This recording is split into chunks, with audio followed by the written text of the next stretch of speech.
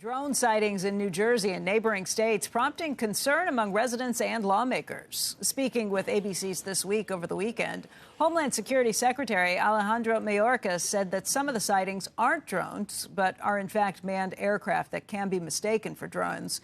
But that doesn't answer all of the questions. Joining us right now is New Jersey Congresswoman Mikie Sherrill. She's a candidate for governor at this point.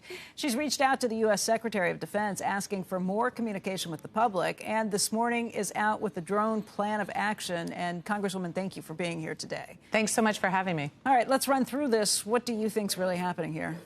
So I think we have drone sightings over New Jersey. We've certainly had some airports shut down in New York. We even saw Wright-Patt Air Force Base in Ohio shut down because of drones.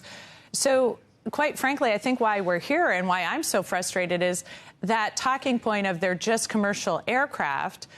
Don't worry your pretty little head. That doesn't work in New Jersey, as I don't think anyone would anticipate it would. And so that's why, you know, after a month of really anticipating a much better response from the government, I've put out this morning, look, we have to stop this. We need somebody in charge. I would suggest NORAD, who's largely responsible for the airspace over the United States and Canada. Have them deconflict, have them be in charge of the unified response here. Better communications, get some military Reaper drones in there to track these unidentified drones, as well as ground-based radars, which are different from what we use for commercial aviation. I mean, the answers that we've gotten to this point have been kind of ridiculous. Several government-elected officials have said things like, well, we don't know what they are, but we know they're safe. It's one or the other. Either you know what they are or you know that they're safe. Well, this is what sort of boggles the mind, right? Don't worry. They're not a threat. We don't know what they are. Right. It just both can't be true. Right. Right? So this is why we need to get some answers, and we need better coordination, and we need a better response. We're using these, like, Clinton-era policies for this modern problem, and it's not working. Congressman, the Wright-Patt to Dayton one, that's not part of this rash of these large SUV-sized drones. They had a problem with other conventional drones, so they shut down. Because I don't think Ohio is part. So Ohio hasn't been, but the fact here, Maryland, it's you know, the too. fact that we don't have a better response even for some of our for that type of really sensitive military sites like Wright-Patt Air Force Base.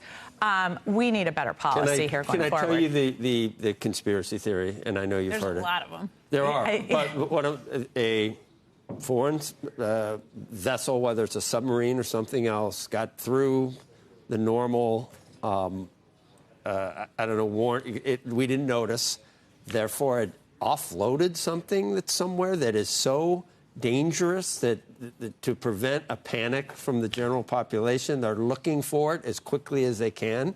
CIA, whoever controls, and I guess there are some facilities around New Jersey that do that sort of thing, and it conjures up the notion of a dirty bomb or something that they would not want to tell the general public. It almost sounds like, Orson Welles in War of the Worlds or something. I mean, it's frightening, and as long as they don't give us more, these are the kind of things that spin out, proliferate on social media. Is that just totally ridiculous, the notion that something like that we have a lot to fear right now? We're tracking down everything that we know now. Certainly, Congressman Jeff Van Drew put out that he thought it was an Iranian ship launching drones. We've tracked all the Iranian drone ships back to where they are now in berth. They are not off the coast of the U.S. We have tracked those. So the DOD's put out some information on that so people understand that that is not the case.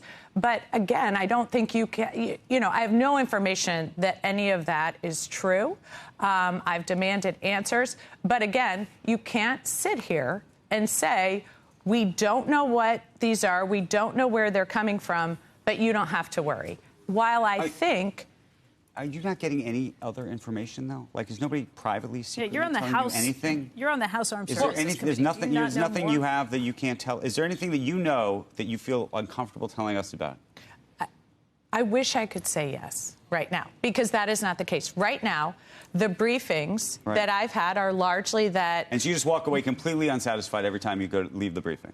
So, the same way we are unsatisfied. It's lovely to see you, but the whole thing's unsatisfying. Well, that's exactly why I put out the plan this morning, thinking that, of course, we're going to have these briefs. And, of course, then the next steps are get these radars on the ground, get the predators in the air, come up with a plan here. And I've not been hearing that, so that's why at this point I'm saying, look, get NORAD on this. Here's a bigger question.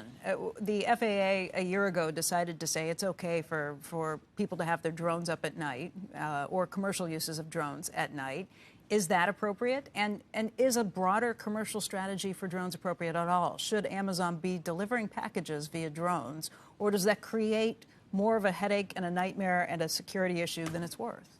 So I was really, like so many Americans, quite upset with the response to the Chinese balloons, if you recall, right? Yeah. Which is why I put forth the Blips Act. What that requires is that everything over airspace emits. Right, emits a signal. So we know exactly what is in our airspace. That is what we need here. Are we going to be moving towards Amazon delivering packages? I think that could be very likely.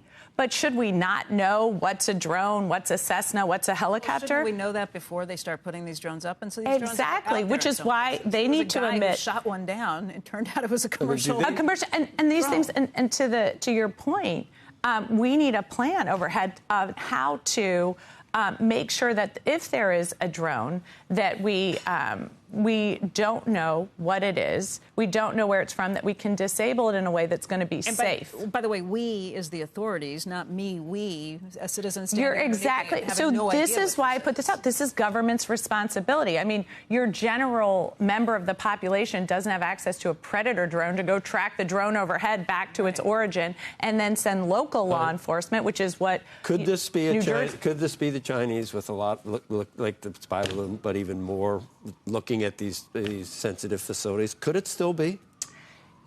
I think the answer is right now, we don't know that. However, it does not appear that that's what this is right now. However, and this is why we need a better policy going forward, could it be in the future? In the future. You know, I mean, and that's what I'm so frustrated with. You can't simply say, it's fine, don't anybody worry about it, let's move on. You have to come up with the future policy, which is why I think NORAD has to take over here. They have to deconflict, and they have to have the equipment on the ground and in the air to identify this.